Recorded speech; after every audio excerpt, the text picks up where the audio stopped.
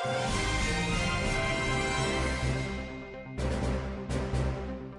and welcome to another edition of RADTV UK. RADTV stands for Reporting for Accountable Democracy, and we're based in the UK. My name is Ian Henshall.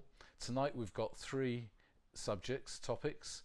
We've got the Prism, of course, you'll have heard about that, the surveillance nightmare that turned out not to be a nightmare but to be true.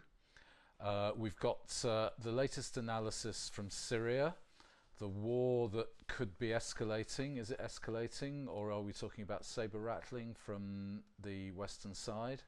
And then finally we've got some news reports and a report, on the spot report from Bilderberg from my colleague Roy Hunter. Tonight Ian Henshall is going to talk about codename Prism, which is the National Security Agency in Washington. That it's been discovered they've been listening, well, not listening to, but they've been taking all the data from your emails, phones, YouTube, Facebook, bank accounts, and they're storing all that data. Ian's going to talk to us about it now. Ian.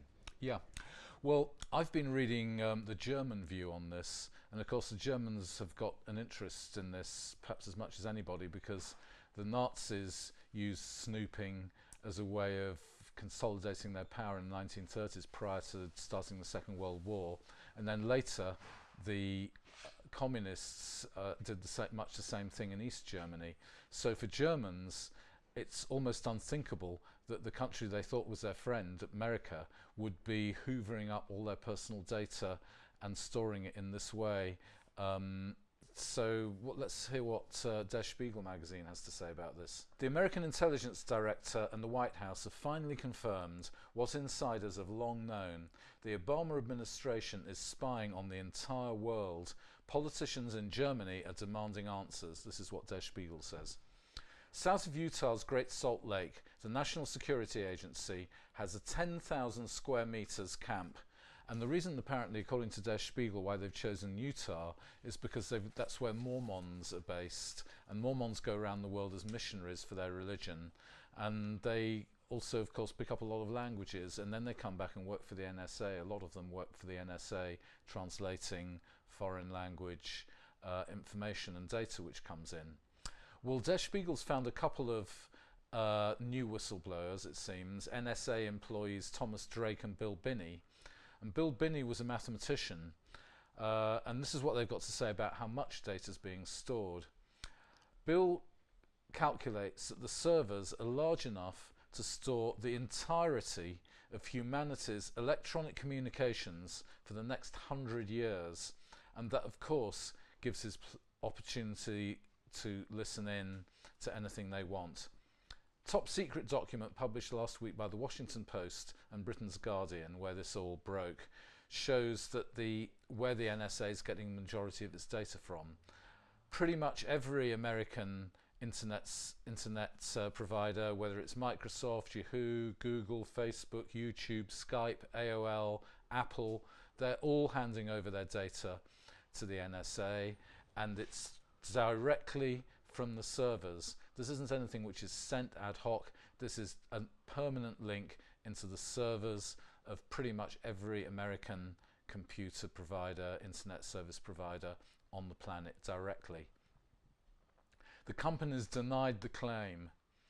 So that gets onto the legal issues, and Der Spiegel says that German Chancellor Angela Merkel is very concerned about the legal issues, and she's bringing this up and talking about the possible impairment of the rights of German citizens. Well, of course, their rights certainly are being impaired if this story is correct.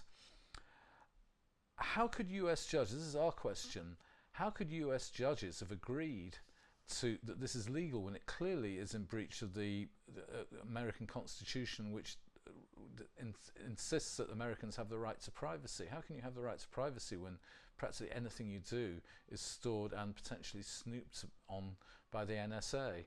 Well, the rumour on the internet is that the NSA had access to the Supreme Court's personal emails, which they would do, and they were blackmailed, simple as. They blackmailed them. This is getting very close to how the Nazis operated in Germany in the 1930s.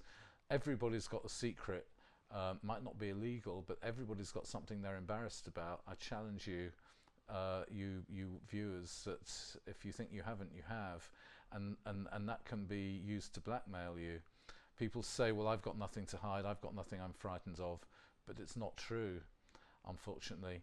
Anyway, that's what the rumour has it, that the Supreme Court was blackmailed into approving this. And of course, with the right court orders, we could understand why these internet providers would lie to the public. They've been ordered to lie. It's quite possible that they've been ordered to lie on threat of being thrown in jail. It's that simple. Once you can control the law and get it to rewrite the Constitution, then there's almost nothing you can't do. You can start a war based on lies. We've seen that. There's another war apparently starting based on lies. And that brings us to our second part of the show, when we're going to be looking at what's going on in Iraq. Thanks very much for watching. This is RADTV, the beginning of our show. You've just watched the first section. The second section's coming up. Reporting for Accountable Democracy in the UK. I'm Ian Henshall. Thanks for listening.